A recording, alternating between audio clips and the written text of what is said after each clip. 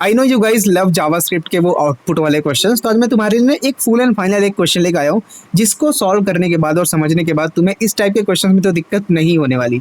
लिख के देता हूँ। तो ये है वो प्रोग्राम जिसका तुम्हें आउटपुट गेस करना है। चाहो तो अभी गेस कर लो, बट चलो साथ साथ में इसको डिस्कस करते हैं कि प्रोग्राम कैसे फ्लो होगा।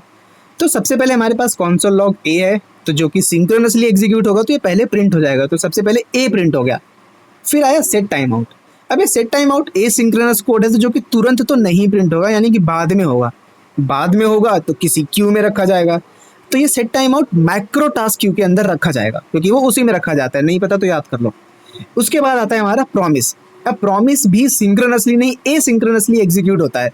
अब एसिंक्रोनसली है तो बाद में प्रिंट होगा, और बाद में प्रिंट होगा यानी कि किसी क्यू में रखा जाएगा। कौन से क्यू में रखा जाता है प्रॉमिस?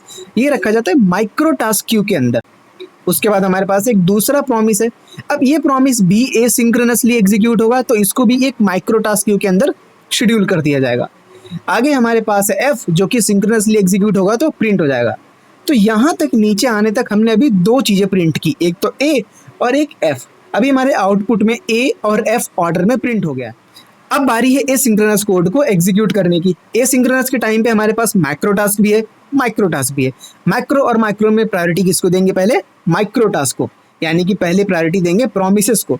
अब इन दोनों प्रोमिसेस में से पहली प्रायोरिटी किसको देंगे? ऊपर वाली प्रॉमिस की नीचे वाली प्रॉमिस? जो पहले आएगा उसको पहली प्रायोरिटी दी जाएगी। क्यों? क्योंकि क्यू का यही प्रिंसिपल है। अब इस प्रॉमिस के कॉल बैक में दो लाइन है। एक लाइन है console log सी, डायरेक्ट प्रिंट हो जाएगा। एक लाइन है सेट टाइम आउट, इसको भी शेड्यूल कर देंगे बाद के लिए।